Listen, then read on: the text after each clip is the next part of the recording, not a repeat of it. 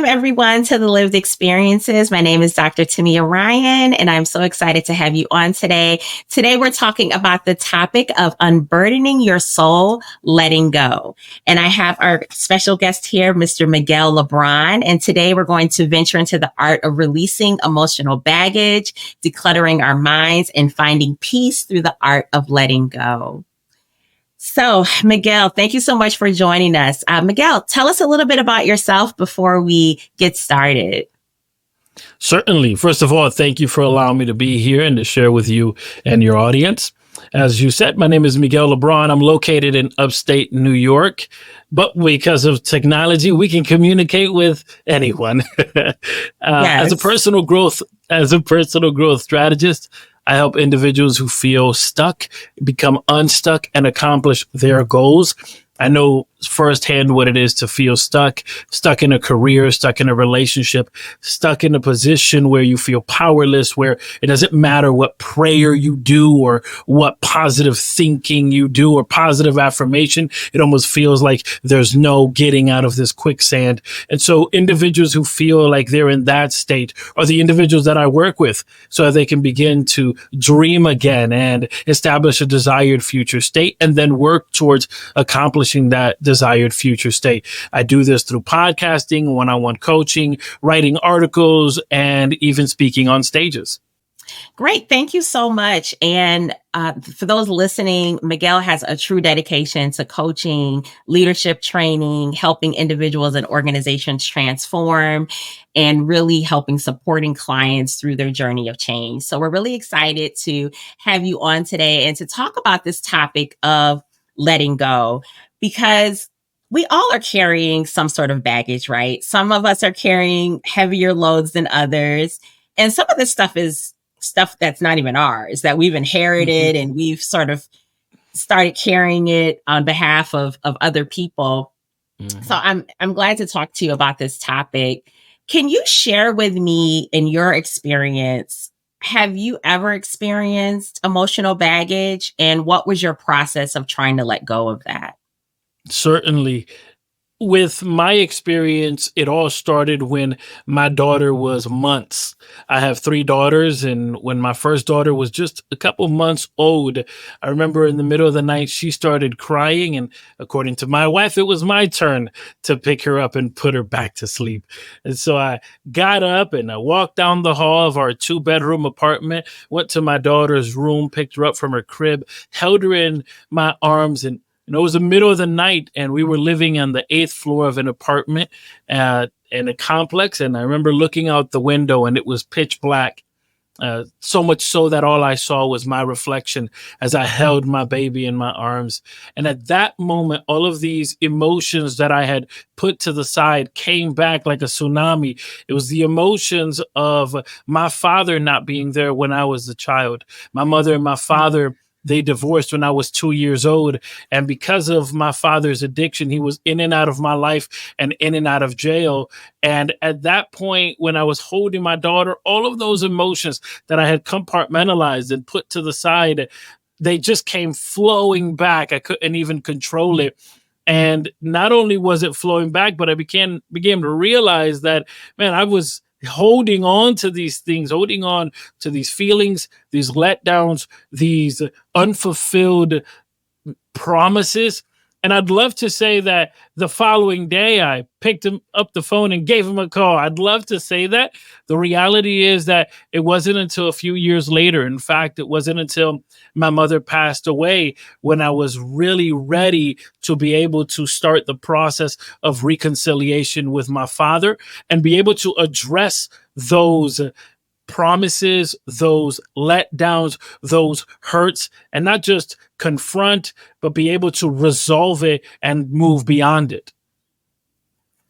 Thank you so much for sharing that and hearing your story. And I think that a lot of people can resonate with this, because when we start tapping into this baggage and these things that we've been holding on, I want to give a disclaimer and recognize that this is a process, y'all. Like, this doesn't happen overnight.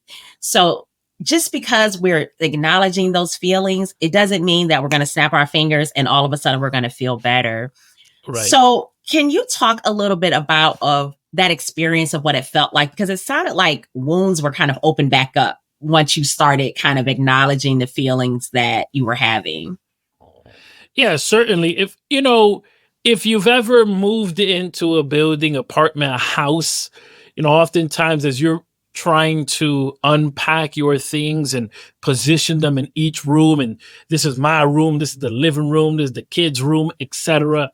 Sometimes we take things and we cram them into a closet. And I don't know if you've ever had this experience where you open up one of those closets that have been crammed in, and without you being ready, everything just falls on top of you, right? The Yes. clothes was too much, the boxes were too much, the weight was too much, and it all falls. And that's how it felt like for me. That at that moment I was unprepared, unready. I was unaware of the things that I had put in that proverbial closet that I had just tucked away and compartmentalized. And so certainly the moment that I saw myself on that reflection, I couldn't ignore the questions that I still had. The question of how come he wasn't there? Why didn't he fulfill these promises? I equate it to, there's this program that I remember watching when I was a child, which maybe you've seen before, which is The Fresh Prince of Bel-Air. And Yes. there's this episode where Will is standing in his house, and he's talking to his uncle, and he thought that he was going to have reconciliation with his father. And there's this moment where Will's character breaks down and he says, how come he doesn't want me? And such an Mm-hmm. emotional scene. And that scene, I mean, I can just remember as a child, that scene resonated with me, but I didn't have the vocabulary at that time to deal with it. When I was 25 years old and my first daughter was being born, and I'm holding her at these early months, at that point, I still didn't have vocabulary really to deal with it, as I mentioned. And so it really is a thing, as you pointed to, that even though the wounds are open, it's the thing of, well, what do I do with this? How do I Right. address this? And again, it wasn't until my mother passed away that I was able to start making the steps. And the reason is because my wife realized that I was getting involved in busy work. While it was very productive, I was just occupying myself with all of these things because Right. I was trying to move past the reality that my mother had passed away. And in being involved all of this, she said, we need to go to a weekend retreat. I said, all right, let's do it. And we ended up going to this weekend hosted by United Marriage Encounter, which is an Mm-hmm. organization that focuses on providing strategies and skills to marriages. We go to this weekend retreat, and it was there that I really learned this thing of communicating your emotions and your feelings, and that sometimes you may not have the appropriate verb or the appropriate title for what that emotion and that feeling is, but that you can still describe it by presenting illustrations or saying, it was like a lemon, or it was like, holding a mushy banana, right? I mean, you can use these type of Mm-hmm. illustrations to say, this is how I feel. And it was in those moments that it actually, although it gave me skills for my marriage, it actually also gave me skills to be able to address, oh, this is the way I'm feeling towards my father. And these are the feelings and emotions and moods that I've been allowing to mold my thoughts, my perspective, and even drive me in certain times. Yes, and there's a couple points because you said a lot there that was good, and I need to unpack some of that. But one of the pieces that I picked up on was that you sought out professional support, Mhm. help, additional support. And I think that that's something that we need to hold on to because sometimes we're trying to navigate this by ourselves. And again, we're opening up things and we're not prepared to deal with it. So don't be Mhm. afraid to seek out in your support network, whether that's family, Mhm. friends, or professional support. So I appreciate you talking about that.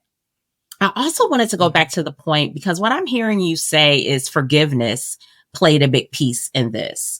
Can you talk about the role that forgiveness played in really unburdening yourself and finding that peace?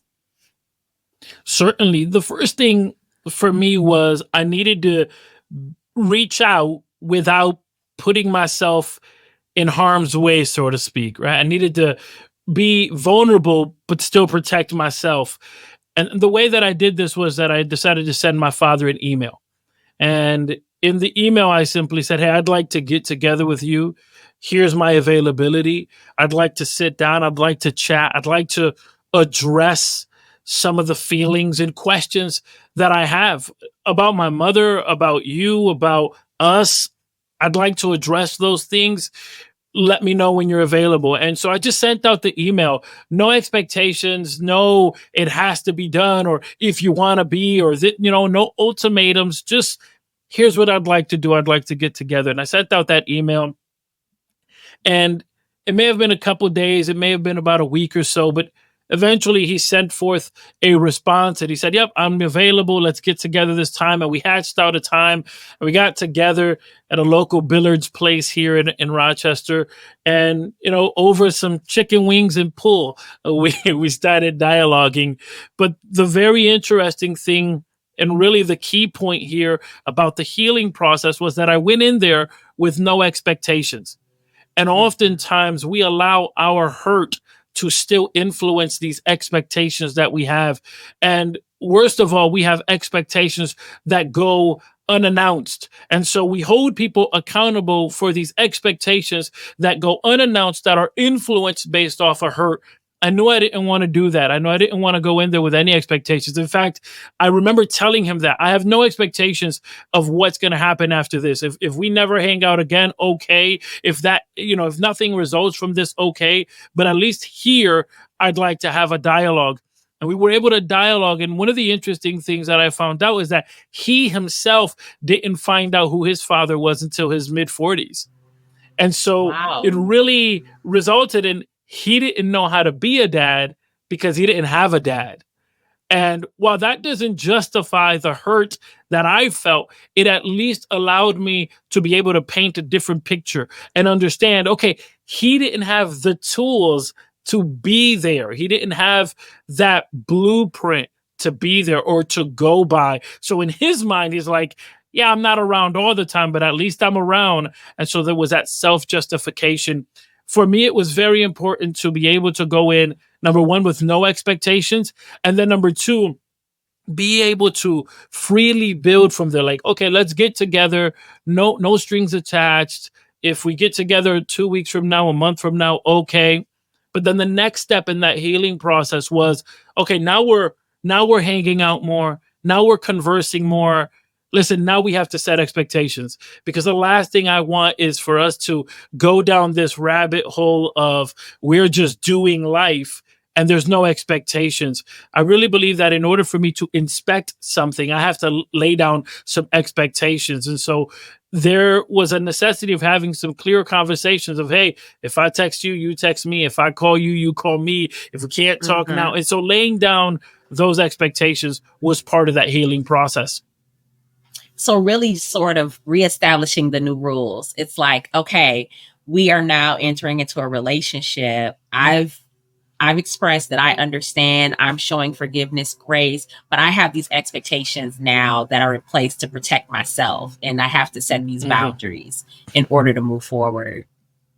And I think that's important, especially when you're going back to relationships that perhaps were fractured or damaged, and now you're trying to rekindle that relationship, setting those new expectations.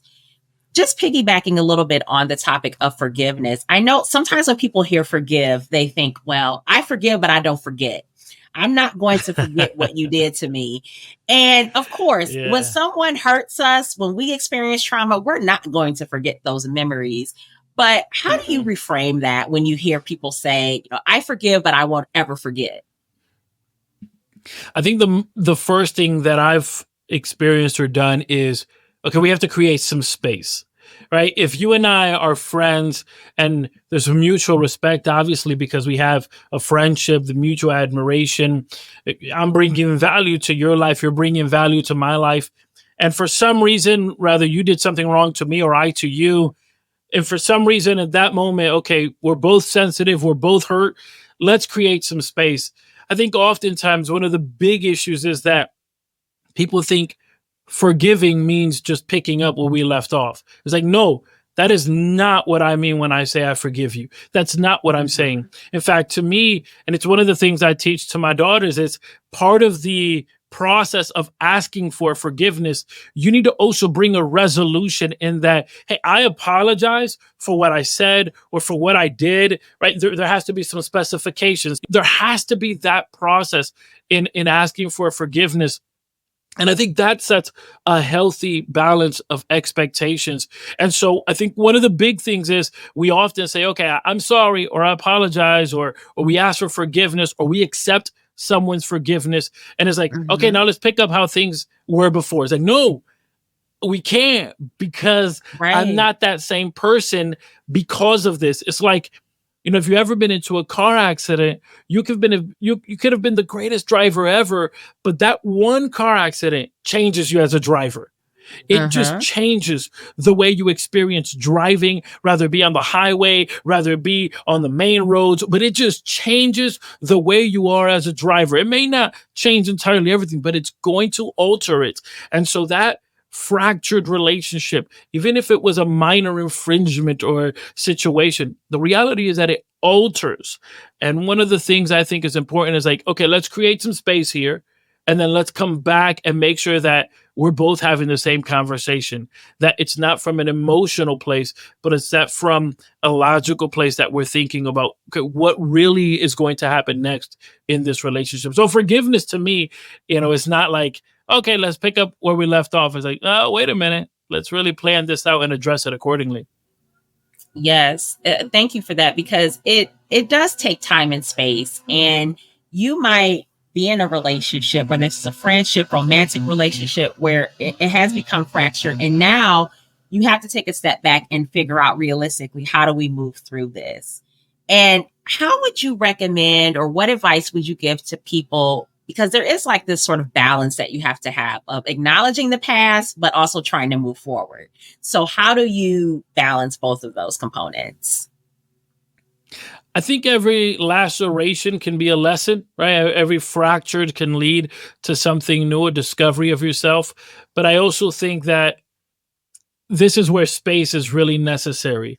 And so, because as it has been said, right, hindsight is 2020, right? If I look back at a situation, my perspective is going to be different than if I'm in the situation, in the problem, in the storm, so to speak. There's raw emotions.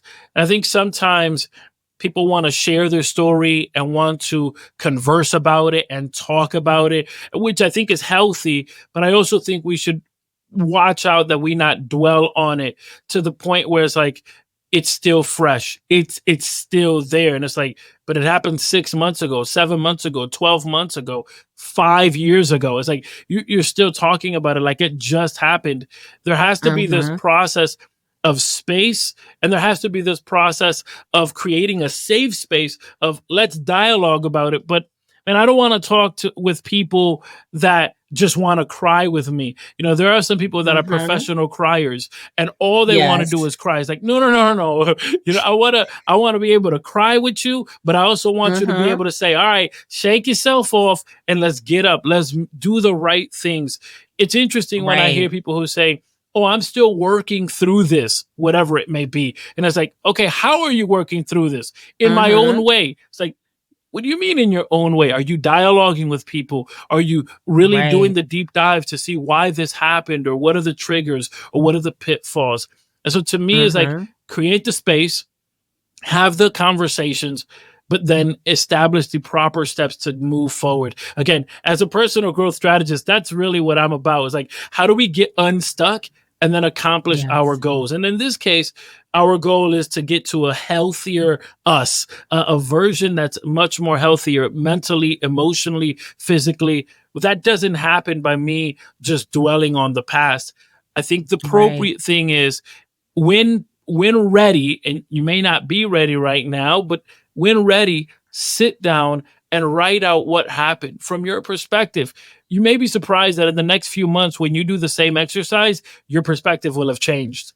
Mhm. Yes, and we enter in a situation sometimes feeling hopeless, like I can't get through this. I can't get past this. But like you said, if we're consistently doing the work, and it has to be consistent, it can't just be, okay, we try it one day. Oh, well, that didn't work. I can't get past it. It's consistent work, and it has to be actionable, right? We have to actually be moving forward through this process. You talked a little bit about how just carrying a lighter load helps us emotionally, physically, spiritually. How has unburdening yourself from the past helped you mentally, emotionally, spiritually, physically? Yeah, so I'll use this example of my dad because it's the context in which we've been conversing. Once I was able to sit down with my dad, and once we were able to set forth communication and really lay down some expectations and some ground rules, if you will, and it wasn't just a relationship of father son, but it was two men having mutual respect for each other, that changed the entire conversation and the entire way Mhm. that we engage with each other. And it's been 6 years, a little over that now, and we've been able to consistently build. And one of the things I remember early on, as we were reestablishing our relationship, we were sitting at a breakfast table, and one of the conversations was, well, what about last year? Because it was a new year. And we was like, what about last year are you bringing with you? And what about last year are you leaving behind? And I just Mhm. remember sitting at the table and I said, everything that happened with this relationship last year, it stays behind. And so he looked at me Yeah. because at this point we had already been building. And so it's like, wait a Right. minute, last year was a good year. Why would you leave all of that Right. behind? And I said, because both of us start back as zero. We both start Mhm. at square one. If we think that, okay, the things I did last year carry over into this year, it's like, no, no, no, that's a good building block. Let's build on that versus thinking it's Right. going to carry over. Because I think one of the things that oftentimes happen is like, well, I read a book 2 months ago. I read a book 3 months ago. It's like, yeah, that was 3 months ago. Use it as a building block, not as to say that's going to carry me through, right? You put gasoline Right. in a vehicle, it's only going to take you but so far. And so to me, it's necessary to utilize all of these steps as building blocks, not as a carryover of, okay, at least I've already done this, right? No, nobody looks at a meal and says, well, I ate, 3 days ago. It's like, yeah, but you need your meal today. Give us our daily bread today. And when we Right. talk about our life, there are 10 life domains.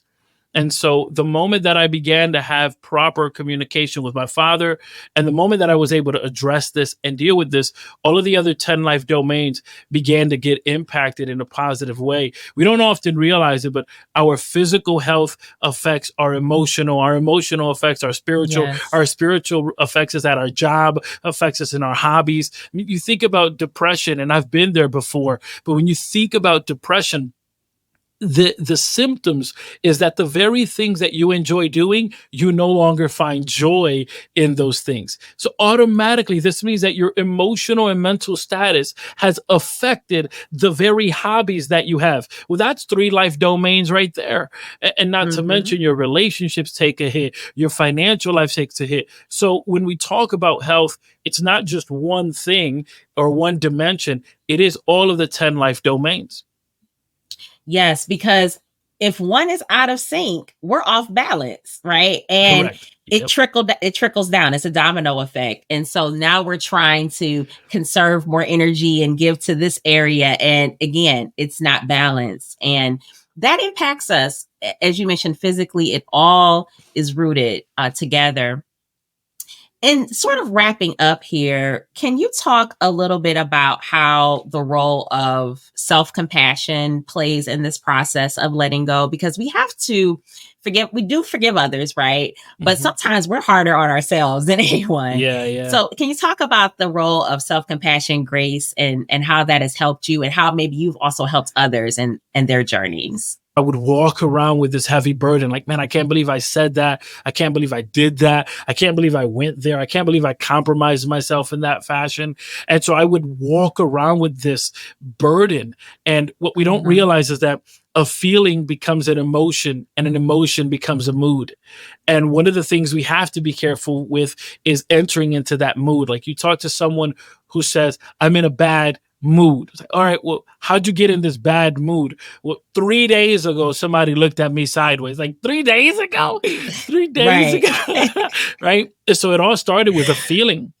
And the very Mm-hmm. interesting thing is that the way feelings work is that something happens and your brain is trying to process what is this happening and what can we relate it to. And so your brain goes back in your memory bank and says, oh, this event is like the other event. And when you had that event, you felt this anger, frustration, irritation. Okay, so now you have this feeling. If you allow Mm-hmm. that feeling to grow, it becomes an emotion. It's going to affect your day, probably, right? It's going to influence your decision and your thinking. You're not entirely there, right? The word emotion is broken down in two parts: E as in energy and motion as in movement. So that means that my energy is off. My energy is not the way I want it to be. That's why we often see people that are consistently smiling and happy. And then you look at them in one moment and they're all mad and their energy is off. Mm-hmm. And you're like, what's going on here? It's like, yeah, because they're still dealing with some feelings that they haven't addressed. If it prolongs from days to weeks to months, it becomes a mood. And the thing about moods is that it affects our habits. And so, how this relates to forgiving oneself, it really comes to the point of acknowledging, man, I'm having trouble forgiving me. But why am I having trouble forgiving me? Right. And when I go back to my relationship with God, to me in prayer, it's very important that I would, in that moment of prayer, be cognizant of, okay, if I say I'm going to move past this, let me move past this. That moment of meditation and actually saying, I'm not going to get up from this the same way, really has to Right. be a conscientious choice to do so. And sometimes we become aware of these things. As I mentioned, I was aware of all of these things that I had compartmentalized, but I wasn't doing the necessary work. I wasn't ready until I was confronted with the passing of my mother. And it was the Mm-hmm. passing of my mother that actually not only triggered me reaching out to my dad and rekindling that relationship, but it actually triggered me looking further into my own personal growth. And in that, I had to establish my core values. And one of my core values is legacy, which isn't just the way I'm going to be remembered when I'm left this earth, but also when I'm no longer in the room, when I'm no longer in connection with individuals. And so as I identified my core values, now when I deal with these missteps, these mistakes, these errors, these misjudgments, and I almost want to dwell in it by default, like how could I have been Mm-hmm. so dumb? I quickly go back to my core values. Like, okay, this doesn't align with my core values. And my core value is family, then I have to be present for them. If it's faith, then I have to believe that I'm forgiven. If it's legacy, then I have to move forward. Otherwise, this mood can affect my next encounter, which could affect the legacy that I have with that individual.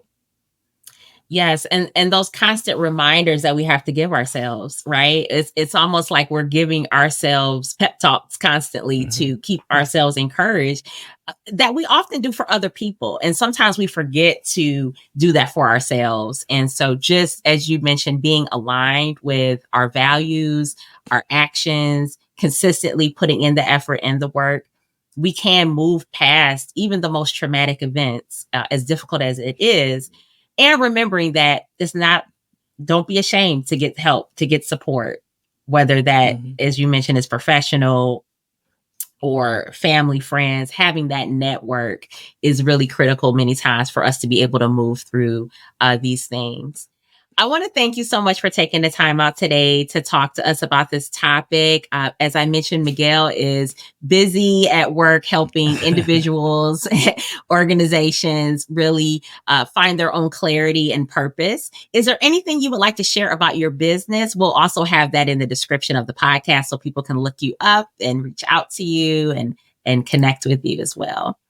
Certainly, if you visit strategyrewind.com, you'll find there the podcast that I have, which has over 100 episodes, approaching 200 episodes now. And of course, we have another podcast that we just launched, which is called Coaching Faith. And that particular podcast is me and another coach. And we go into the taboos surrounding spirituality and faith. So again, that's the Coaching Faith podcast. But head over to strategyrewind.com. You can have articles, videos, podcasts, and so much more related to the 10 life domains and the personal growth we want to experience.